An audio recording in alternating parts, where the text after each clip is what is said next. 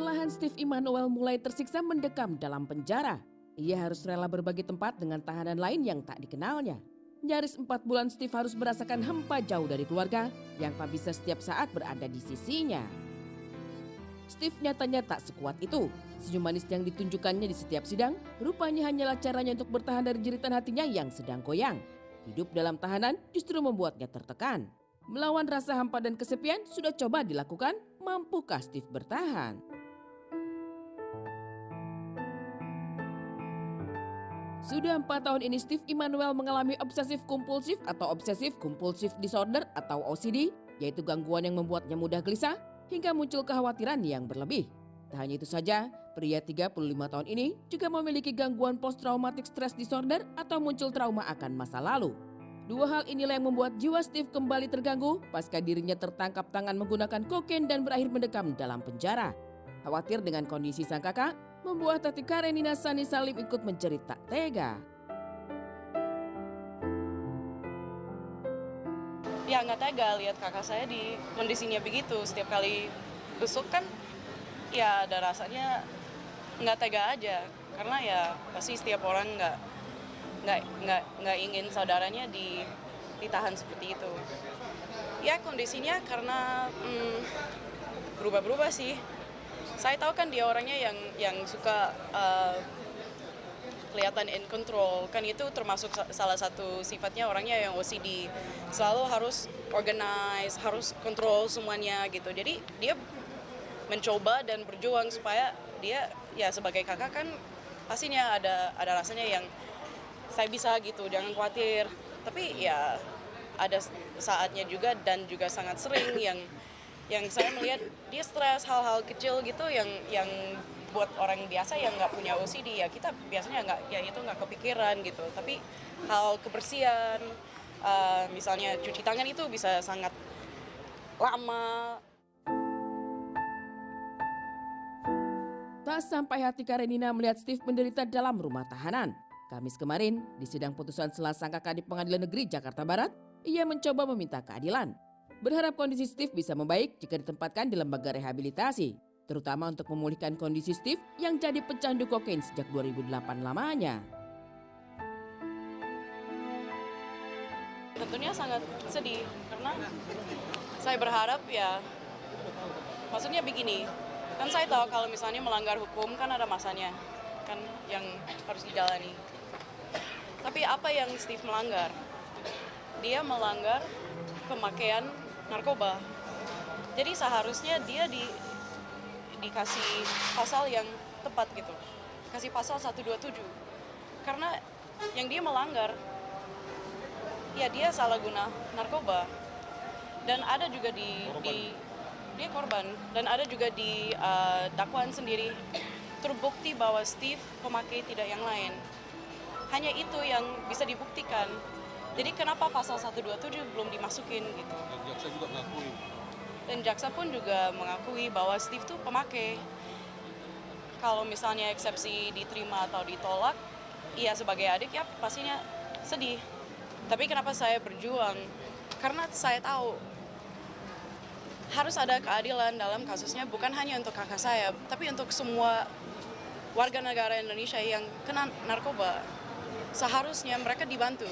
Sebagai korban, sebagai pemakai, harus dibantu. Tolong diguna pasal yang tepat. Karena tidak ada bukti bahwa dia yang lain, yang awalnya dituduh, nggak ada buktinya.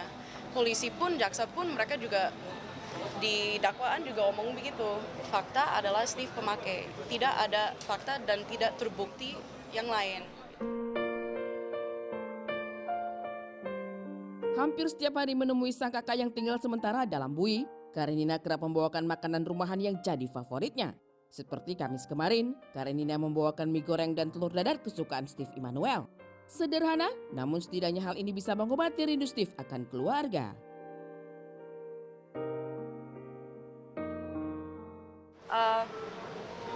Kenapa saya bawa ke sini? Karena ya jelas gak sempet ke Salemba karena dia jalanin sidang kan hari ini. Tapi ya emang ini yang biasanya saya bawa. Ini masakan rumah. Ini yang biasanya saya bawa dari rumah. Ini masakan rumah. Khas ya. Karena Steve minta ya jangan beli gitu, nanti agak mahal kalau setiap hari bawain ya. Jadi yang tahu, tempe, telur, mie goreng. Ya biasanya apa yang saya makan biasanya saya sisain gitu buat dibawa untuk dia. Tapi nggak sayur kol. Ada sih sayurannya di sini ya, sayuran tumis. Enggak sih. Ada mbak di rumah yang masakin. Tapi intinya ya apa yang saya makan biasanya saya selalu bilang, Mbak saya mau besok hari ini atau sisain dong buat kakak saya gitu. Dia suka pizza terus chicken gitu, terus dibilang, Nin jangan dong kalau misalnya kamu beli itu setiap hari ya nanti mahal gitu. Yang simpel aja, apa yang kamu makan di rumah ya bagiin gitu, ya udah. Tak hanya makanan yang membuat Steve rindu rumah, ia rupanya masih saja ingat untuk menjaga kesehatan dengan olahraga. Ia pun sempat titip pesan pada sang adik untuk tidak lupa membawakannya sepatu olahraga. Dan dia tetap berusaha untuk jaga kesehatan dalam makanan, dia berusaha untuk olahraga juga. Kemarin dia minta sepatu olahraga dibawa ke situ. Usaha bangun pagi, ada rutin yang teratur. Tapi saya juga lihat kalau misalnya ya badan kita ya mau gimana withdrawalnya begitu ya kadang dia nggak bisa kontrol apa yang dia mau tutupin keluar gitu. Iya, dan saya juga sangat ya sebagai adik merasa agak hopeless karena emang udah dari kemarin-kemarin minta assessment dan minta bantuan medis supaya dia dibantu gitu. Karena ya tempatnya yang dia ditahan sekarang bukan tempatnya yang tepat untuk bantu orangnya yang jalanin withdrawals gitu. Sama bajunya karena ya memang dia agak stres terhadap masalah kebersihan gitu. Jadi dia minta ya saya cuci bajunya dia yang seperti itu. Mungkin Steve tak tahu sekuat apa ia bisa bertahan hidup dalam rumah tahanan. Namun ia beruntung masih ada keluarga dan teman yang datang berkunjung. Beberapa menyempatkan diri untuk hadir di persidangan, sebagian lainnya menitipkan doa untuk Steve di sana.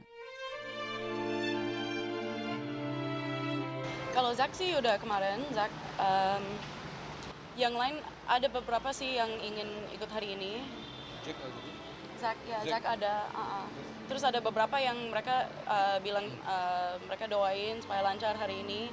Tapi mereka ada jadwal syuting, jadi juga untuk jadwal besok ke Salemba gitu, ya biasanya mereka syuting jam segitu, jadi belum sempat ke sana. Ya, tapi mereka selalu titip salam, titip doa buat Steve. Actually sebenarnya hari ini yang datang 12 orang dari teman-teman Steve. Ya, saya hanya undang mereka dan bilang ya hari ini jam 1 siang mau sidang. Kalau mau ya datang aja buat support Steve. Terus mereka pada nggak tahu gitu. Mereka bilang oh emang bisa ini terbuka buat umum. Terus bilang ya buka bisa. Ya jadi ada 12 orang yang datang ke sini untuk support Steve.